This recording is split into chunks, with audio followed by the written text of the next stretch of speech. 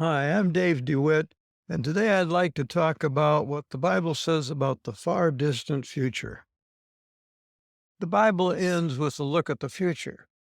Everyone who takes the Bible at face value understands we're headed for a time when an Antichrist rules the earth and God judges it with 7 years of tribulation.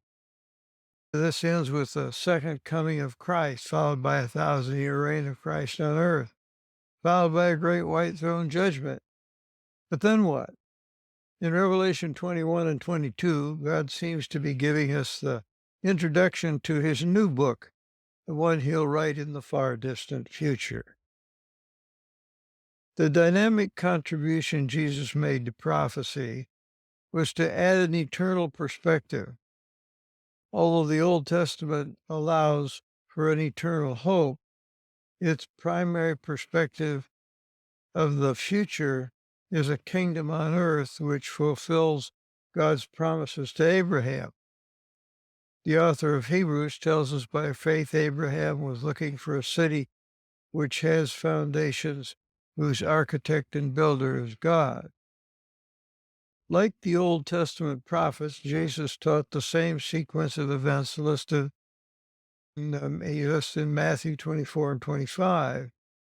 But Jesus pushed the perspective of believers beyond that of an eternal city, which is not on this earth. What Jesus and the apostles talked about was not just an eternal perspective, but an eternal place, a heavenly city in New Jerusalem. John 14:2 and 3, in my Father's house are many dwelling places. If it were not so, I would have told you, I go to prepare a place for you. I go to prepare a place for you, and I'll come again and receive you to myself, that where I am, there you may be also. Galatians 4:25 and 26 says, our Jerusalem above is free. She's our mother. Hebrews 11:6, but as it is, they deserve a better country, that is a heavenly one. Therefore God is not ashamed to be called their God, for he has prepared a city for them. And then Hebrews 12:22 to 23, you have come to Mount Zion, to the city of a living God, the heavenly Jerusalem. And one more, Revelation 3:12, for who overcomes, I'll make him a pillar in the temple of my God, and he'll not go out of it anymore, and I'll write on his name, my God, and the name of the city of my God, the New Jerusalem, which comes down out of heaven from God. So we're going to look at three different things that we see in the new, far distant future: a new earth, a new Jerusalem, and something about the people on that new earth and new Jerusalem. So, first of all, here's some things we know about the new earth. Revelation 21:1 says, I saw a new heaven and a new earth, for the first heaven and the first earth passed away. There'll be a new earth, and the new earth will not be a revision or renewal or rebuilding of this earth with more solar panels and windmills and flying machines, but the first heaven and the first earth pass away. Peter said in 2 Peter 3:10, the heavens will pass away with a roar, the elements will be destroyed with intense heat, and the earth and its works will be burned up.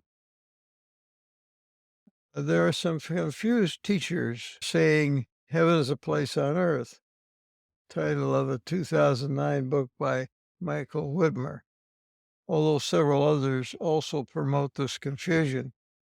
The idea they have is that the earth is our final dwelling place, so we need to take care of it and protect it and so forth. This teaching is supported by skipping clear statements that this earth will pass away and taking millennial passages about Christ's reign on earth as referring to the eternal state.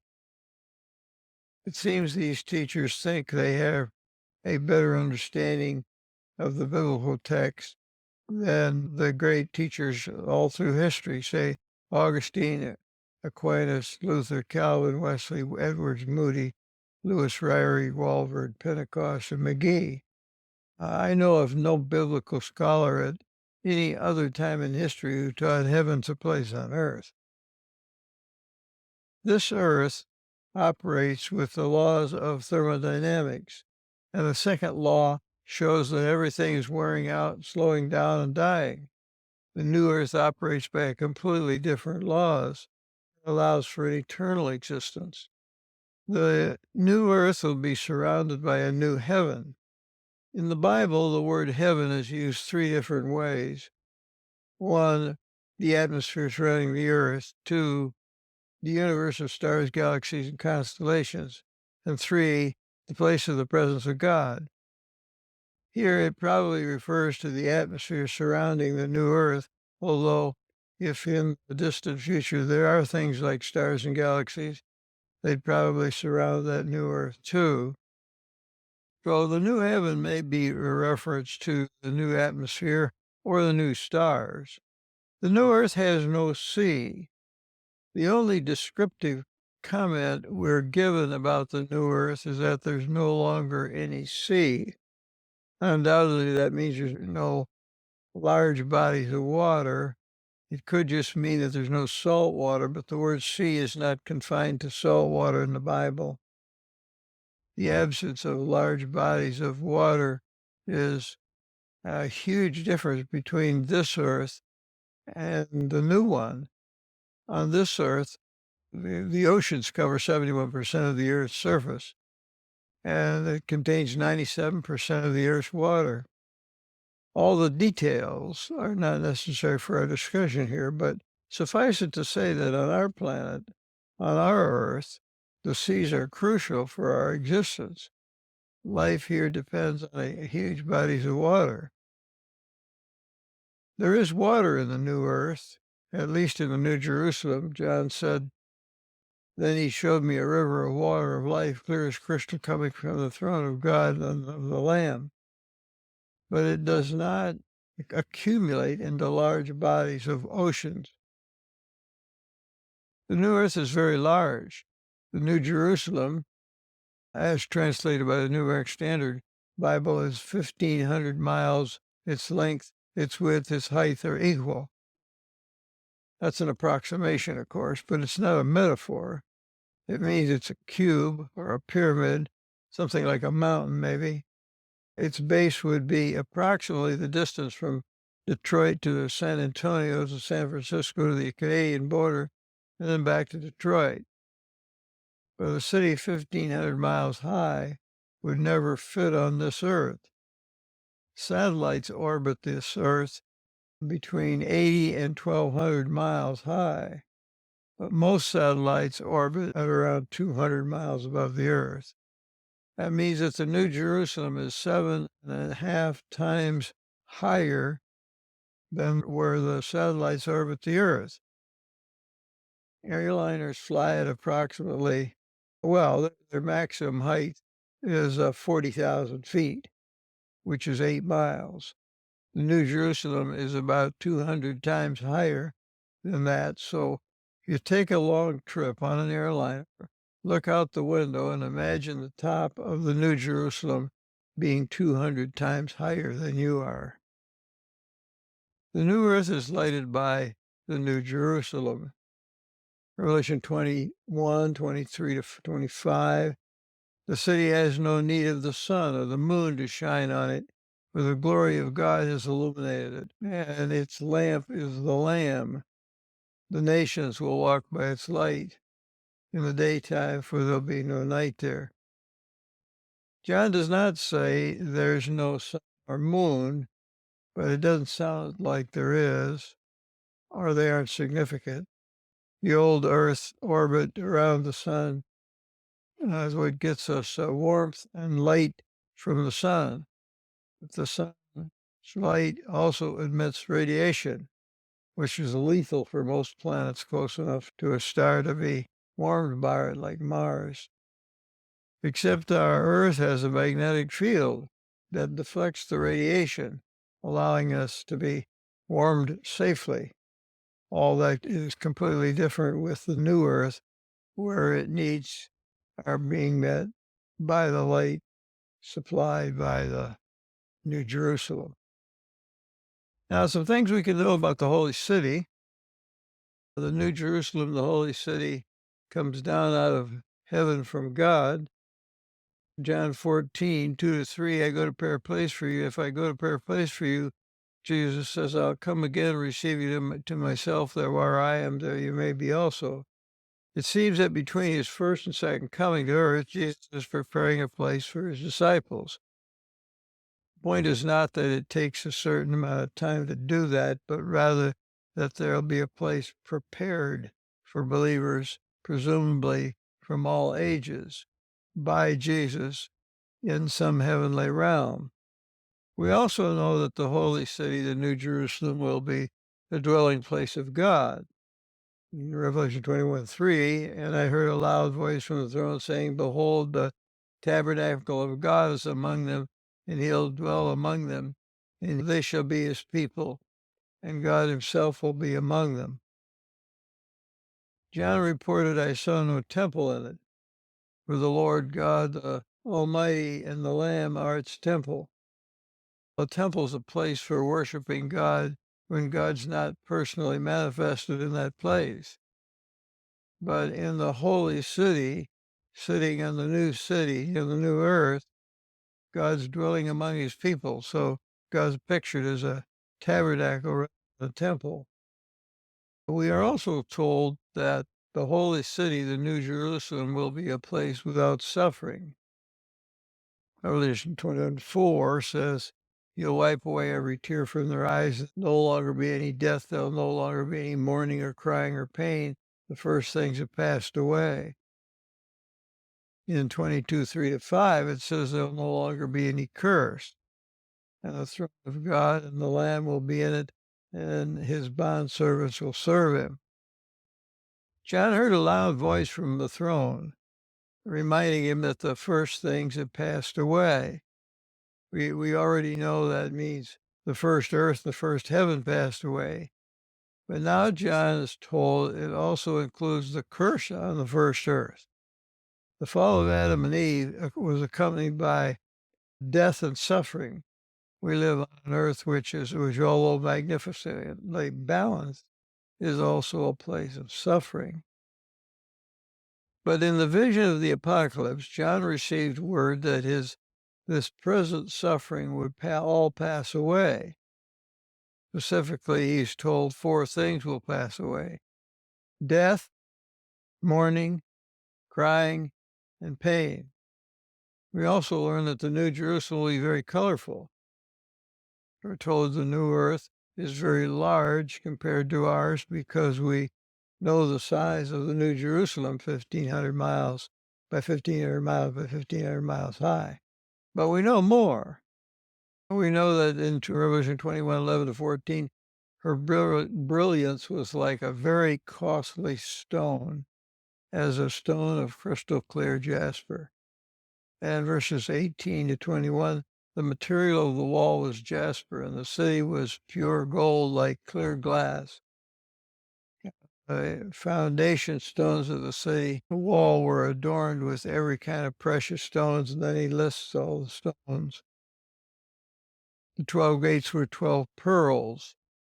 Each one of the gates was a single pearl, and the streets of the city were pure gold like transparent glass. We also learned that the city has a wall around it. It says it's 72 yards or meters. Whether that means the height or the thickness is unknown. If it's the height, it'd be like about a 20-story building. By the way, this is not the first time God created something like that. Speaking about Satan before he fell, Ezekiel tells us God said, you are on the holy mountain of God. You walked amidst the stones of fire. And when Satan sinned, God said, I have destroyed you, O covering cherub, from the midst of the stones of fire. It also appears that the phrase stones of fire is a description of the New Jerusalem. The New Jerusalem will also be a place where there's measurable time. Revelation 22:1-2. says, then he showed me a river of water of life, clear as crystal, coming from the throne of God and the Lamb. And in the midst of the street, on either side of the river, was a tree of life bearing 12 kinds of fruit, yielding its fruit every month. So in the New Jerusalem, there's a tree apparently large enough for a river of water of life to flow through it. And it's bearing 12 kinds of fruit. The 12 kinds of fruit are clarified with the information that the tree is yielding its fruit every month. 12 seems to be equated with every month, which would seem to imply 12 months, which would be a year. So there's time in the New Jerusalem measured in months and years. In addition, we learned earlier that time was measured in hours around the throne of God. In chapter 8, verse 1, the Lamb broke the seal. There was silence in heaven for about a half an hour. And we learned that in other kinds of measurements, human measurements were also the same as angelic measurements in Revelation 21:17. So the New Jerusalem is not a place without time. It's just that those living there don't run out of it. There's some things we can know about the people in the New Jerusalem and on the new earth. There seems to be three groups of people associated with, or at least mentioned, in connection with the new earth. First, there are the people who live permanently in the holy city. Revelation 21:3. And I heard a loud voice from the throne saying, behold, the tabernacle of God is among them, and he'll dwell among them, and they shall be his people, and God himself will be among them. The first people described in the far distant future are those living in the New Jerusalem, the place where God himself will be among them. There are also other people for whom he'll wipe away every tear from their eye, and there'll no longer be any death, and there'll no longer be any mourning or crying or pain. Who are these people, and where did they come from? If the comments of Jesus to his disciples in the upper room refer to this city, when he said, I go to prepare a place for you, then we can assume these people are believers, like the apostles, in their eternal resurrected bodies. We also learn about a people called the nations. In Revelation 21:24-26, it says, the nations will walk by its light, and the kings of the earth will bring their glory into it in the daytime, for there'll be no night there.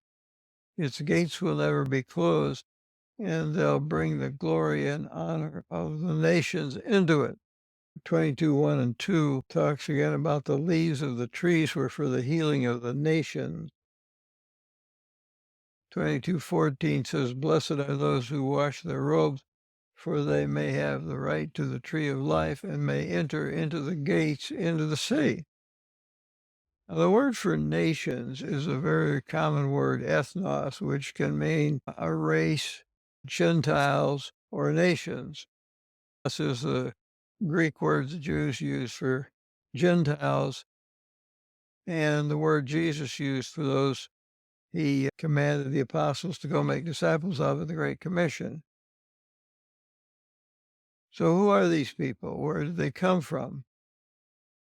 Well, there's a lot we don't know about them, but let's look at a few things we do know. They're true believers in God and Jesus. The end of chapter 21, we're told they are those whose names are written in the Lamb's Book of Life. They're those who wash their robes so that they have the right to the tree of life and may enter the gates into the city. They live outside the city, but close enough to walk by its light, earth big enough to support the New Jerusalem. That's a huge area. At any rate, they live in the light of the city, not in the outer darkness. They come in and go, and they come and go in the city. When they come in the city, they will bring the glory of the honor of the nations into it. and they might do that at any time because there's no night there and the gates are never closed. There are many believers living outside the city in the area of the light provided by the city who bring some glory into the city and take some healing from the city. The word healing, Walford tells us, can be understood as health giving. So it's not necessarily mean they're sick, but they're receiving ongoing health obtained from the tree in the city. There's a third group of people we learn about, a people called the immoral persons. Revelation 21:27. Nothing unclean, no one who is practicing abomination and lying shall ever come into it, only those whose names are written in the Lamb's book of life. 22:15. Outside are the dogs and the sorcerers and the immoral persons and the murderers and the idolaters and everyone who loves and practices lying. So there is also this third group of people mentioned who are clearly unbelievers, which seems strange in light of the fact that we're talking about an eternal state with a new Jerusalem located on a new earth. Again, we want to ask, who are these people and where did they come from? It would be easy to say they're just off in the same distance of hell, disconnected from the earth. But why are these people mentioned here?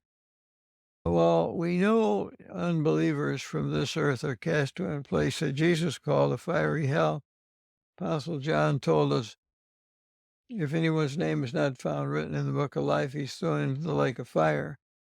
But there's an additional description of this lake of fire, or dwelling place of unbelievers. 3 times Jesus refers to it as the outer darkness, that place where there'll be weeping and gnashing of teeth. Peter also saw hell as a place of darkness.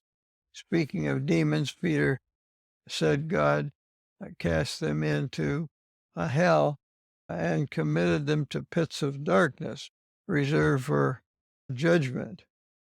Darkness is used elsewhere in Scripture as a judgment of God.